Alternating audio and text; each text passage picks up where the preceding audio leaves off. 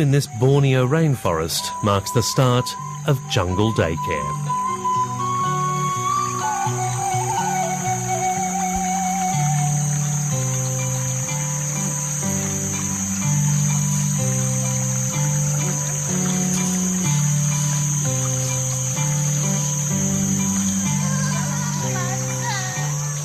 A team of babysitters carry young orangutans out to their playground, a 62-hectare protected reserve.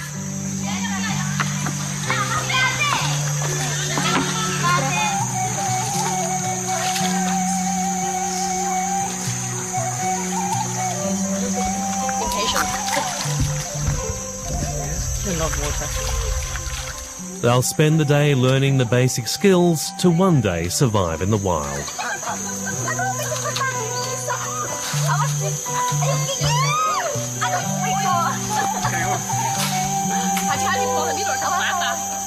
If they come in at the age of about 1, it will take about 7 years. So it's almost like preparing children for the outside world. More or less, it just goes a little bit faster. I mean, they graduate a little bit faster than what children do, and they're not quite as expensive too. Lona Drosche Nielsen is a former flight attendant from Denmark who came here 13 years ago to see the jungle and fell in love with its animals. She now runs a rescue and rehabilitation centre for orangutans that have fallen prey to the dangers of man. It's a totally different way of living than it would be if they were with the mothers. But we tried the best that we can to give them lots of love and attention. There's lots of bickering going on, a lot of jealousy between them, but they still seem to cope quite well with because they get love from the others as well. You know, they have the social structure that they get in within the group. They have to nurture them by hand, feeding them healthy food, making sure they have fresh milk, and dealing with the trying demands of temperamental infants. She's just getting really upset because her milk is not ready yet. So it's just like children in a supermarket when they can't have the chocolate, you know, on the shelf. Having a tanty. Tantrum. Oh, yeah, now you got it. No, you don't have to cry anymore. Yeah. All too often they have to deal with problems that no infant should go through. This is Cassie. She had her hand cut off while they were killing her mother. They simply cut her mother to death with machetes. She's doing perfectly fine, actually. She's taken a little bit longer than some of the others to climb bigger trees, but she can even climb not quite as big as this one, but she's starting to climb up trees because she just uses the stump to hold on. But because she's got 3 other limbs, obviously, it's a little bit easier than we would be a bit more handicapped.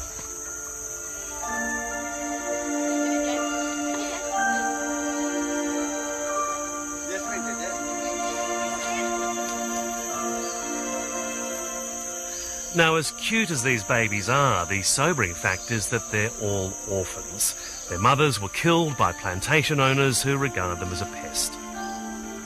By some estimates, the orangutan's habitat in Borneo is being cleared even faster than the Amazon, much of it in pursuit of a household product found in every supermarket and almost certainly your own kitchen shelves: palm oil.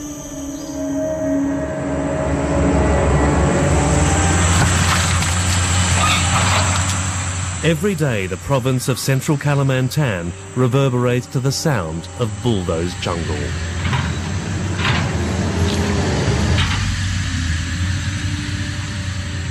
The vast forests of Borneo are the centre of a frenzied clearing program for palm plantations.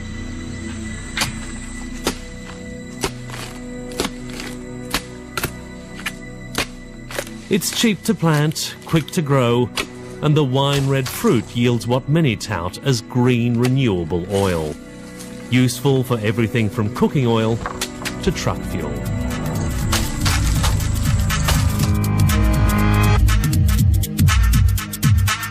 Much of it ends up in supermarkets as a cheap food additive, in hundreds of products from bread and biscuits to crisps and oat cakes. It's sometimes labelled palm oil, often just vegetable oil, with no warnings as to whether it's being grown sustainably on abandoned farmland or from bulldozed forest.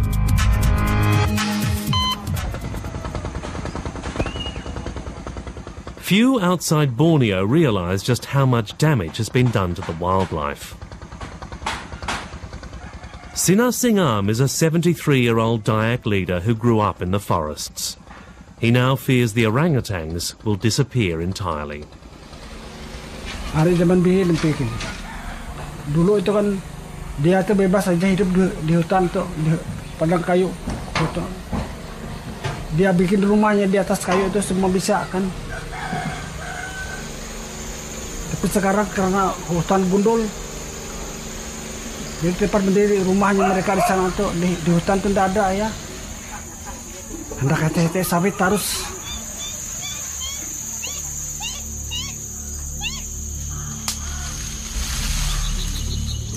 Borneo's forests have long been logged for timber, but the advent of palm oil has changed everything. Orangutans, gibbons, macaques and bears could survive in the secondary forest left after the best wood was removed. But the practice of clearing everything has left animals without any of their customary habitat. Palm oil is totally destructive. They're cutting down a primary forest, totally bulldozing every single tree down, and they're taking the top layer of the soil off too. Meaning that there's nothing left. The seeds that might be there are gone.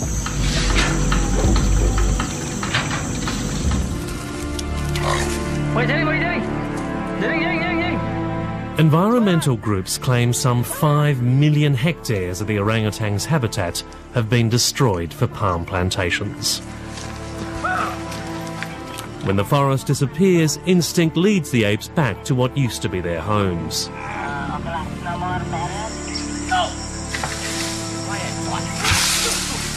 They cling to any stump in the cleared plantations, unable to understand where their food has gone. It's left to privately funded NGOs to rescue them before plantation workers kill them or sell the babies as pets. Lona Drosha Nielsen's group is BOSS, the Borneo Orangutan Survival Foundation.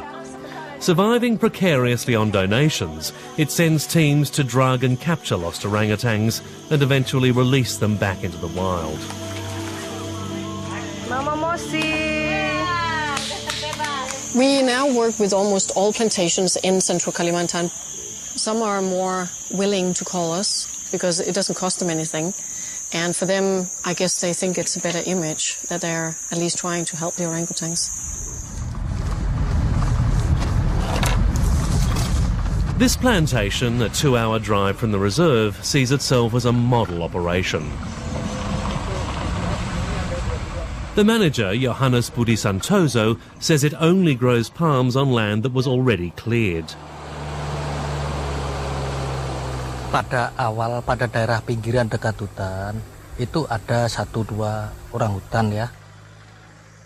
Tapi kita karena ada yayasan BOSS di Tengkiling yang sudah ada kerjasama dengan kita setiap kita mengetahui ada gejala atau serangan, itu kita langsung lapor, calling mereka. But even here, their workers have been known to panic and kill the apes. From that particular plantation, we have had 3 orangutans that tried to catch themselves that had died simply because they're using, either machetes, and they almost cut the hands off a female orangutan, and she bled to death before we got there.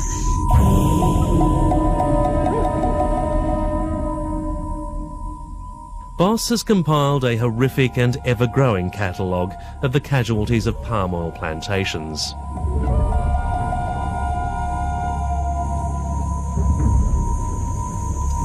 We estimate about 5,000 orangutans are killed at least every year.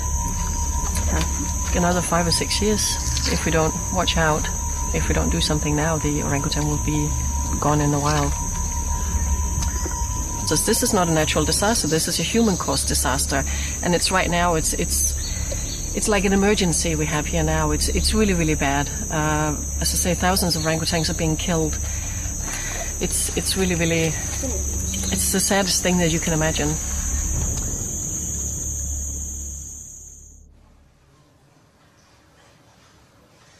The man who signs the palm oil concessions is the provincial governor, Augustin Teras Nerang. He denies licences are granted for virgin forest, insisting only land that's already been cleared is available for plantations. Tetapi yang terjadi bukan penebangan yang dilakukan oleh pemegang yang memperoleh izin, tetapi dilakukan oleh orang yang tidak mempunyai izin. Nah, itulah yang namanya illegal logging. Nah, permasalahannya menurut hemat saya adalah dunia internasional itu kalau dia tidak menerima, itu tidak akan mendorong para pelaku illegal logging. Yang sangat saya sayangkan adalah dunia internasional masih membuka pintu untuk menerima kayu-kayu yang ilegal ini.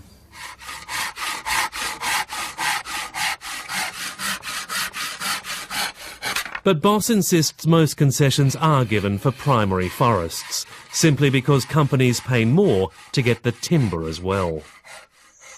The district chiefs can give out concessions up to about 5,000 hectares on their own. And if the palm oil plantations give enough money under the table, the district chiefs doesn't really matter very much whether that land has got forest on it or not.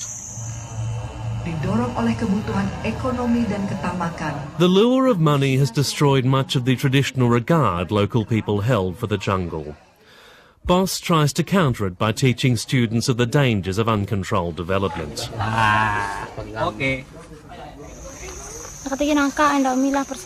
Siti Nurayati is one of 146 local staff working at the Boss Centre. Tapi sejak ada Bos Nyaru Menteng, sebagian banyak orang, terutama di Palangkaraya, itu sudah mengetahui banyak tentang bagaimana kita harus lindungi orangutan dan bagaimana untuk hutan dan habitatnya yang akan datang.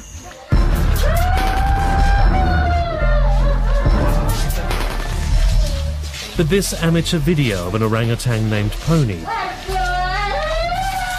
shows how appalling, even sickening, the treatment can still be. Here in central Kalimantan, lots of small villages have only prostitution and karaoke joints. And she was kept there in a room, tied around her ankle up against a wall, lying stomach down on a mattress, available for customers in the evening. We tried for over a year to take her, and every single time we approached the people, we were threatened with both with guns and also with machetes with poison on them. We continued to bring in more and more police officers, and in the end, when we finally got her, we had 36 military police officers with machine guns with us in order to get her.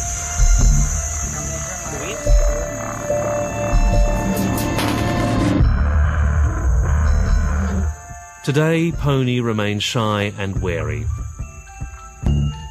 She's been successfully released into a forest near the reserve, where nobody can hurt her again.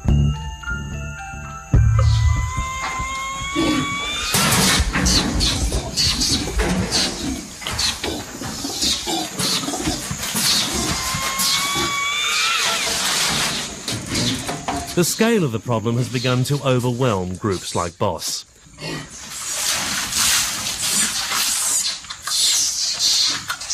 This centre was built to keep a maximum of 100 apes. There are now 440. The centre now has to keep adult orangutans far longer than expected. So much so that many begin to mistake their carer for their mate. Yeah. So he thinks you're his girlfriend? Yeah. He gets very excited around me. Can you see what can you see he's got goosebumps on his face? That means he's really go away from here. Right, so he's jealous of us being here. Yes, he doesn't like men. He's very jealous of men. I won't get too close. Can I buy Jang? And belly button say apa na? He's like this, totally focused on belly buttons and clothes. But he's looking at my belly button, really focused on it right now. So it's like, no, you don't need to open my bra too. That's not nice. We've got guys around here. The indignity of being manhandled by orangutans has become just another part of her daily routine. You get all wet out there today. Working on minimal Indonesian wages, Lona Drosha Nielsen has devoted her life to trying to save her ever-growing brood. What are you doing, look? I mean, look at these guys. I mean, how can... Lots of people say, nah, rehabilitation is not worth it. But what do people expect? Do we just kill these little orphans? You know, do we just euthanize them? Because it's not worth it. I mean, you look into their eyes and you just have to give them another chance because all their pain is caused by us.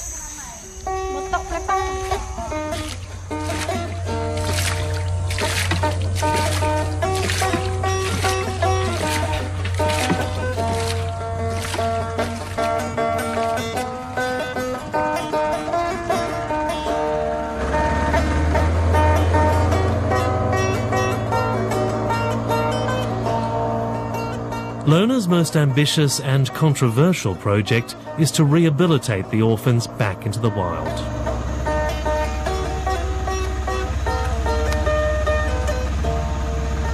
We're going out to one of our release islands where the orangutans are living more or less freely, but still with help with food and stuff because the islands are not big enough to support as many orangutans that are here.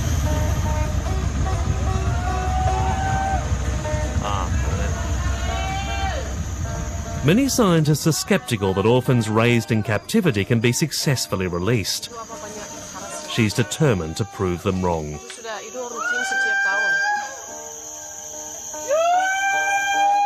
The technicians call out to let them know there's food. We have noticed it's the females are the most clever ones. Oddly enough, yeah. Within minutes, a trickle of near wild apes appears. This is Gaddy's coming in here. She's still a young female. She's only about 8 years old. The island colony now has 43 apes adapting to independent living. 6 of them were born here. This is Lona with her baby, who's called Nilsson, by the way. They come out here at least, every week, and I'm still amazed. Yeah. Especially because we've had them since they were tiny babies. Yeah. And now seeing them being able to take care of themselves. And their instincts come back? Very much so, yes. Yeah. But you see the wild behavior of breaking branches and throwing branches and squeaking. Mm-hmm. In captivity, you find lots of babies are not taken care of very well by the mothers. Yeah. They throw them out, or they just don't really seem to know what to do with them.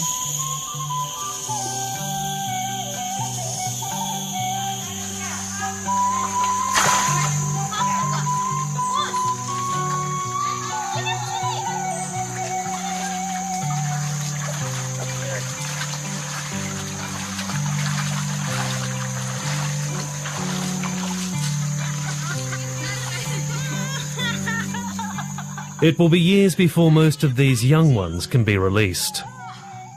Hundreds more orphans may be brought here before they are. They love to be tickled. Centres like this give hope that Asia's last orangutans will endure in the wild. But that will ultimately rest on the world rejecting ape blood for palm oil.